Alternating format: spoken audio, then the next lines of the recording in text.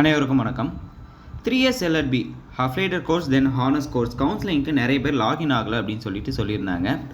So login ஆகலை அப்படின்னா எந்த பிரச்சனையும் கிடையாது. நான் இப்போ எப்படி லாகின் பண்ணுறேன்னு பார்த்து அதேமாரி நீங்கள் லாகின் பண்ணுங்கள், உங்களுக்கு கன்ஃபார்ம் லாகின் ஆகும். சரிங்களா? TNDALU கூகுளில் சர்ச் பண்ணிக்கோங்க.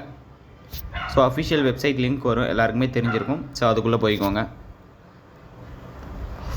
எனக்கு நெட்வொர்க் இஷ்யூ சம்டைம்ஸ் ஆகும். ஸோ அந்த மாதிரி ஆகலை. ஓகே. ஸோ அதுக்குள்ளே போனீங்க அப்படின்னா கவுன்சிலிங், நீங்கள் ஆன்லைன் கவுன்சிலிங்கை டச் பண்ணிங்க அப்படின்னா உள்ளே போகும்.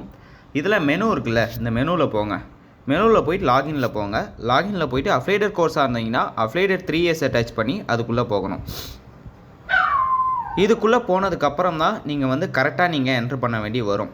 Registration number, date of birth அப்படின்னு கேட்குது இல்லை, நீங்கள் அப்ளை பண்ணும்பொழுது உங்களுக்கு ஒரு 6 டிஜிட்டல் நம்பர் மெசேஜ் வந்திருக்கும், இல்லை மெயில் வந்திருக்கும். ஸோ அந்த நம்பரையும் டேட் ஆஃப் பர்த்தையும் போட்டிங்க அப்படின்னா நீங்கள் லாகின் பண்ணுறதுக்கு உங்களோட கரெக்டான டீட்டெயிலுக்குள்ளே டேரெக்டாக என்ட்ரு ஆகிடும்.